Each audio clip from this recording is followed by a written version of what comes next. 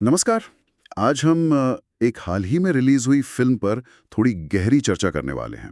Film है the Bengal files, Vivek Agnihotri की। हाँ, और हम सीधे फिल्म पर अपनी राय नहीं देंगे, हम्म। बल्कि टाइम्स ऑफ इंडिया में अभिषेक श्रीवास्तव का जो रिव्यू छपा है ना, 5 सितंबर का, हाँ हाँ, देखा मैंने। उस रिव्यू का हम विश्लेषण करेंगे, उसी के आधार पर बात करेंगे। बिल्कुल। तो मतलब हम उस रिव्यू के चश्मे से देखेंगे कि ये फिल्म आखिर है क्या, समीक्षक को कैसी लगी, क्या अच्छा लगा, क्या नहीं। सही कहा। और ये रिव्यू समझने में मदद करेगा कि दर्शकों पर इसका कैसा असर हो सकता है। तो रिव्यू कहता है कि कहानी एक सीबीआई अफसर के बारे में है, यही ना? जी, वो एक पत्रकार है जो लापता हो गई हैं। उनकी गुत्थी सुलझाने ये अफसर निकलते हैं और फिर और जांच करते करते वो पहुंच जाते हैं बंगाल के अतीत में, मतलब विभाजन से पहले का जो हिंसक दौर था। ओह अच्छा, जैसे वो 1946 वाला। हाँ बिल्कुल, डायरेक्ट एक्शन डे और फिर जो नोआखली में हुआ था, उन घटनाओं तक कहानी जाती है। और समीक्षक ने फिल्म को क्या कहा है, मतलब ओवरऑल? देखिए, रिव्यू में इसे बंगाल के इतिहास का एक उत्तेजक चित्रण कहा गया है। हाँ। Provocative portrait. अब उत्तेजक मतलब भड़काने वाला? हाँ, कुछ वैसा ही।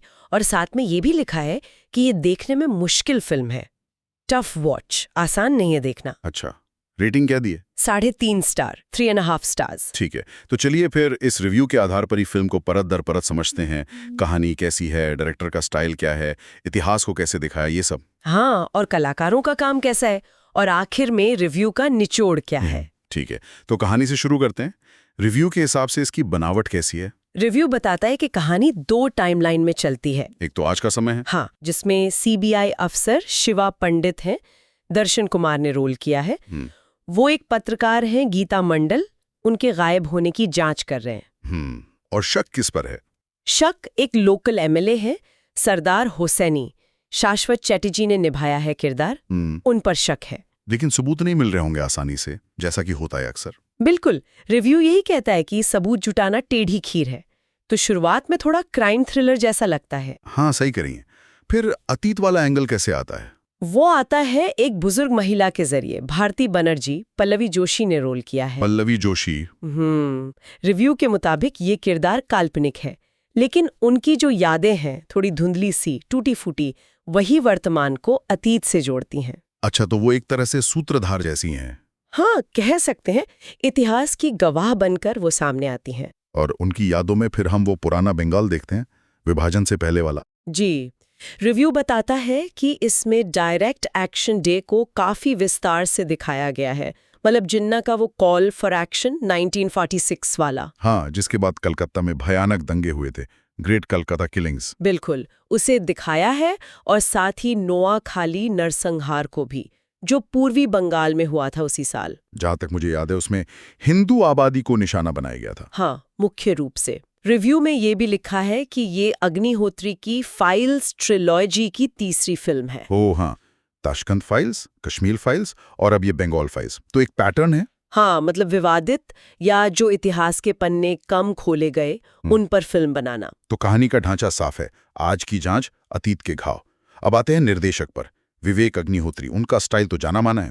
रिव्यू क्या कहता है इस फिल्म में, उनके निर्देशन के बारे में? रिव्यू उनके डायरेक्शन को निडर कहता है, अनफ्लिंचिंग, और बिलॉस, मतलब जो कहना है सीधे कहना, बिना किसी लाग लपेट के। हाँ, रिफ्यूजेस टू सॉफ्टन। और प्रस्तुति को भारी भरकम कहा गया है, हेवी हैंडेड। शायद मतलब है कि अपनी बात बहुत जोर देकर लाउड तरीके से कही गई है। भारी भरकम और निडर, तो दर्शकों के लिए आसान तो नहीं होगा यह अनुभव। बिल्कुल नहीं। हिंसा के बारे में क्या कहता है रिव्यू? अग्निहोत्री की फिल्मों में ये एक तत्व रहता है। हाँ। रिव्यू इस पर ध्यान देता है, शॉक वैल्यू और ग्राफिक हिंसा के इस्तेमाल का जिक्र है। अच्छा। समीक्षक का मानना है कि ये हिंसा शायद सिर्फ सनसनी के लिए नहीं है, बल्कि दर्शकों को झकझोरने के लिए है, उनमें गुस्सा, निराशा जगाने के लिए, इतिहास का वो रूप दिखाने के लिए जिससे वो असहज हो। क्या कोई खास सीन का उदाहरण दिया है रिव्यू में, जिससे अंदाजा लगे? हाँ, एक सिख सैनिक के साथ हुई बर्बरता का जिक्र है। रिव्यू कहता है कि उसे कथित तौर पर 2 मोटरसाइकिलों से बांधकर चीर दिया जाता है। ओह, ये तो बहुत ही ज़बरदस्त है। हाँ, समीक्षक ने इसे अत्यंत ग्राफिक और विचलित करने वाला बताया है। शायद ये उदाहरण ये बताने के लिए है कि फिल्म किस हद तक जाती है। जाहिर है ये चीजें दर्शकों को हिला देंगी। समीक्षक की अपनी क्या प्रतिक्रिया रही इस पर? क्या ये सिर्फ ध्यान भटकाता है या कहानी के लिए जरूरी लगा? समीक्षक लिखते हैं कि फिल्म यकीनन दर्शकों को सीट पर असहज कर देगी। स्क्वाम इन योर सीट वाली फीलिंग। ये शायद सबके लिए न हो, लेकिन एक दिलचस्प बात भी है। रिव्यू के मुताबिक फिल्म लगभग 3.5 घंटे लंबी है। 3.5 घंटे काफी लंबी है। हाँ, लेकिन इसके बावजूद समीक्षक कहते हैं कि फिल्म दर्शकों को अशांत लेकिन तल्लीन बनाए रखती है। Unsettled but engrossed. ये कैसे? मतलब असहज भी और बंधे हुए भी? शायद उनका मतलब है कि फिल्म का जो ट्रीटमेंट है वो भले ही मुश्किल हो, कहानी में एक तरह की पकड़ है। शायद वो इतिहास का पहलू या किरदारों का संघर्ष वो दर्शकों को बांधे रखता है, भले ही पर्दे पर जो दिख रहा है वो विचलित कर रहा हो। दिलचस्प है। ये एक तरह से ताकत भी हो सकती है, कमजोरी भी। बिल्कुल, देखने वाले पर निर्भर करता है। चलिए अब उस पहलू पर आते हैं जिस पर शायद सबसे ज्यादा बहस होगी। फिल्म में इतिहास को कैसे दिखाया गया है और विवाद क्या है रिव्यू के हिसाब से। रिव्यू इस बात को खास तौर पर नोट करता है कि फिल्म बंगाल के विभाजन के दर्द पर फोकस करती है। हाँ, ये बात सही है।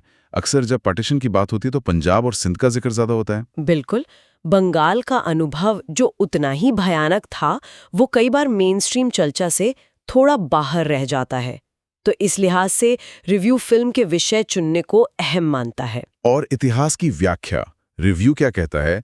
फिल्म किसे जिम्मेदार मानती है विभाजन के लिए? रिव्यू साफ लिखता है कि फिल्म सीधे सीधे मोहम्मद अली जिन्ना की जो जिद थी अलग राष्ट्र की, उसे दोषी ठहराती है। अच्छा, सीधा दोषारोपण। हाँ, ये एक स्पष्ट राजनीतिक स्टैंड है और जैसा रिव्यू इशारा करता है इस पर बहस तो होगी ही, क्योंकि इतिहास की व्याख्याएं जटिल होती हैं। और महात्मा गांधी, उनका चित्रण कैसा है? ये भी अक्सर विवादों में रहता है। हाँ, रिव्यू के अनुसार फिल्म में गांधी जी को एक कमजोर नेता के रूप में दिखाया गया है, फ्रेल लीडर। कमजोर? हाँ, और उनकी जो अहिंसा की नीति थी उसे उस दौर की जो क्रूरता थी उसके सामने अप्रभावी दिखाया गया है। बल्कि रिव्यू में विनाशकारी, डिजास्ट्रस शब्द भी इस्तेमाल हुआ है। विनाशकारी, ये तो बहुत तीखी टिप्पणी है। क्या कोई उदाहरण दिया है रिव्यू में? हाँ, एक घटना का जिक्र है जहां पाठा नाम का एक कसाई गांधी जी से पूछता है कि औरतें अपनी इज्जत कैसे बचाएं जब उन पर हमले हो रहे हों। तो फिल्म में कथित तौर पर दिखाया गया है कि गांधी जी बचाव या प्रतिरोध के बजाय उपवास और मौत को चुनने का सुझाव देते हैं, सम्मान के लिए। क्या ये सच है? मतलब क्या समीक्षक ने इसकी पुष्टि की है? ये बहुत जरूरी बात है। समीक्षक खुद इस पर सवाल उठाते हैं कि क्या ये संवाद या घटना तथ्यात्मक रूप से सही है या नहीं। वो इसकी पुष्टि नहीं करते। अच्छा। लेकिन रिव्यू ये जरूर कहता है कि फिल्म इस कथित घटना का इस्तेमाल करती है गांधी जी की रणनीति और नेतृत्व की, मतलब कथित विफलताओं को दिखाने के लिए। हमें यहाँ साफ करना चाहिए कि हम सिर्फ वही बता रहे हैं जो रिव्यू में है। ये फिल्म का नजरिया है जिसे समीक्षक ने नोट किया है। हाँ, बिल्कुल, ये स्पष्ट करना जरूरी है। तो फिर जिन्ना पर दोष, गांधी की आलोचना, ग्राफिक हिंसा, इन सबको देखते हुए रिव्यू का क्या अंदाजा है कि प्रतिक्रिया कैसी होगी? रिव्यू का अंदाजा है कि फिल्म तीखी बहस जरूर छेड़ेगी, हीटेड डिबेट्स। ये ऐसी फिल्म लगती है जिसे नजरअंदाज करना मुश्किल होगा और लोगों की राय इस पर बटेगी। प्रोवोकेटिव फिल्म है, जैसा आपने शुरू में कहा था। हाँ, समीक्षक यही मानते हैं, जानबूझकर उकसाने वाली। चलिए अब एक्टिंग पर आते हैं। कलाकारों ने कैसा काम किया है रिव्यू के हिसाब से? शिवा पंडित यानी दर्शन कुमार। दर्शन कुमार के बारे में रिव्यू कहता है कि वो विश्वसनीय लगते हैं, बिलीवेबल।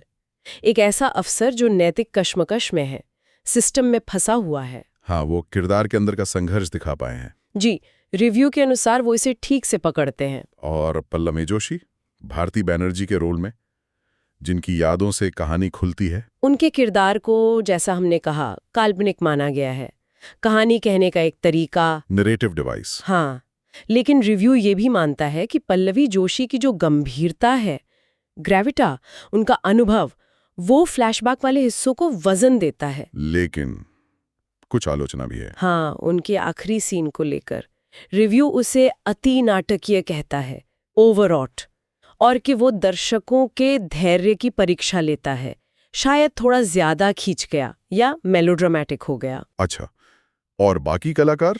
मिथुन चक्रवर्ती, अनुपम खेर? मिथुन चक्रवर्ती की उपस्थिति को ज्यादातर प्रतीकात्मक कहा गया है, सिंबॉलिक। अनुपम खेर, जिन्होंने गांधी का रोल किया है, उनके बारे में कहा गया है कि उन्होंने एक तीक्ष्ण उत्तेजक मोड़ दिया है किरदार को, शार्प प्रोवोकेटिव टर्न। तो उनका अभिनय शायद उस विवादास्पद चित्रण को और धार देता है। और जिन्ना और सोहरावर्दी बने कलाकार? जिन्ना बने राजेश खेरा के अभिनय को दृढ़ विश्वास से भरा बताया गया है, कन्विक्शन। और हुसैन शहीद सोहरावर्दी, जो उस वक्त बंगाल के बड़े नेता थे, उनका रोल मोहन कपूर ने किया है। उन्हें उग्र, फायरी और अपने अभिनय में एक बल, फोर्स लाने वाला कहा गया है। तो मतलब जो नेगेटिव या विवादास्पद किरदार हैं, उन्हें भी दमदार तरीके से पेश किया गया है, लगता है। हाँ, ऐसा ही लगता है रिव्यू पढ़कर। युवा कलाकारों का भी जिक्र है शायद। हाँ, सिमरत कौर, जो युवा भारती बनी है, उनके बारे में कहा है कि क्षणिक प्रभाव छोड़ती हैं, फ्लीटिंग इम्प्रेशन। लेकिन एक नाम है जिस पर रिव्यू ने खास ध्यान दिया है, एकलव्य सूद। एकलव्य सूद, ये कौन सा किरदार है? इन्होंने अमर नाम के एक सिख सैनिक का रोल किया है, वही सैनिक जिनका जिक्र हमने पहले हिंसा के संदर्भ में किया था। ओह अच्छा। हाँ, रिव्यू इनकी बहुत तारीफ करता है, कहता है कि वो सबसे ज्यादा चमके हैं, शाइन्स ब्राइटेस्ट, और उन्होंने बहुत आत्मविश्वास और भावनात्मक शक्ति से काम किया है। अरे वाह। हाँ, लगता है अपने मुश्किल रोल के बावजूद उन्होंने समीक्षक पर गहरा असर छोड़ा है। ये दिलचस्प है कि एक नवागंतुक ने इतना प्रभावित किया। हाँ, तो एक्टिंग में मिलीजुली प्रतिक्रिया है। मुख्य कलाकार ठीक है, अनुभवी कलाकार असरदार हैं, एक नया चेहरा चमका है, पर कुछ हिस्से थोड़े नाटकीय हो गए। हाँ, कुछ ऐसा ही सार निकलता। ठीक है, अब आते हैं फाइनल वर्डिक्ट पर। समीक्षक का समग्र मूल्यांकन। सब कुछ देखने सुनने के बाद आखिरी नजरिया क्या है? तो जैसा हमने शुरू में कहा, टाइम्स ऑफ इंडिया के समीक्षक ने 3.5 स्टार दिए हैं 5 में से। हाँ, रिव्यू में यूजर रेटिंग भी मेंशन्ड है, वो 3.2 है।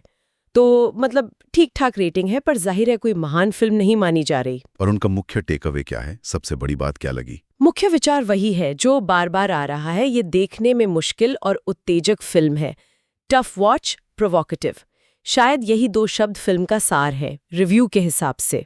क्या कोई सकारात्मक योगदान भी देखा है समीक्षक ने? हाँ, रिव्यू मानता है कि फिल्म इतिहास के एक ऐसे चैप्टर पर रोशनी डालती है जिसे अक्सर नजरअंदाज किया गया है, खासकर सिनेमा में। बंगाल के विभाजन की कहानी को सामने लाना, उसके मानवीय पहलुओं को दिखाना, इसे रिव्यू ने एक जरूरी योगदान माना है। और खूबियां कमियां, क्या पलड़ा भारी है? रिव्यू दोनों बातें कहता है। एक तरफ बहुत ज्यादा ग्राफिक हिंसा है, शायद अंत थोड़ा मेलोड्रामेटिक है, ये कमियां हैं। और खूबियां? दूसरी तरफ रिव्यू ये भी मानता है कि अपनी ज्यादतियों के बावजूद फिल्म कहीं ना कहीं दर्शकों से भावनात्मक स्तर पर जुड़ती है। अच्छा, कैसे? शायद राजनीति और दोषारोपण से हटकर उस दौर की जो मानवीय पीड़ा है, उसका चित्रण दर्शकों को छू सकता है। ये इसकी एक खूबी बताई गई है। तो ये सिर्फ एक पॉलिटिकल स्टेटमेंट नहीं है, इसमें इमोशनल कोर भी है। हाँ, रिव्यू तो यही कहता है कि फिल्म का भले ही एक पॉलिटिकल नजरिया हो, पर वो सिर्फ वहीं तक सीमित नहीं है। दर्द और हानि का चित्रण शायद यूनिवर्सल अपील रखता है। और फिल्म की सबसे अलग, सबसे खास बात क्या लगी समीक्षक को? वही जो हमने पहले भी कहा, बंगाल के विभाजन के दर्द पर इसका फोकस। ये उस कहानी को सेंटर स्टेज पर लाती है जो अक्सर साइडलाइन हो जाती है। रिव्यू के मुताबिक ये इसकी सबसे बड़ी यूएसपी है। ठीक है, तो अगर हम पूरी चर्चा को समेटें तो टाइम्स ऑफ इंडिया का ये रिव्यू द बंगाल फाइल्स को कैसी फिल्म बता रहा है? कुल मिलाकर ये रिव्यू इसे एक ऐसी फिल्म की तरह पेश करता है जो दर्शकों को झकझोरना चाहती है, असहज करना चाहती है और बहस छेड़ना चाहती है। ये इतिहास के एक बहुत दर्दनाक और कम दिखाए गए पहलू को कुरेदती है, और इसके लिए ग्राफिक हिंसा और एक साफ मगर विवादास्पद राजनीतिक नजरिए का इस्तेमाल करती है। आसान फिल्म नहीं है, पर बांधे रखती है। और फाइनल वर्डिक्ट देखने लायक है या नहीं समीक्षक की नजर में? देखिए, 3.5 स्टार रेटिंग और अशांत लेकिन तल्लीन जैसे शब्द बताते हैं कि वो इसे सिरे से खारिज नहीं कर रहे हैं। हाँ, लगता तो है। वो मानते हैं कि इसमें बहस छेड़ने की ताकत है और अपनी कमियों के बावजूद ये इमोशनली कनेक्ट कर सकती है।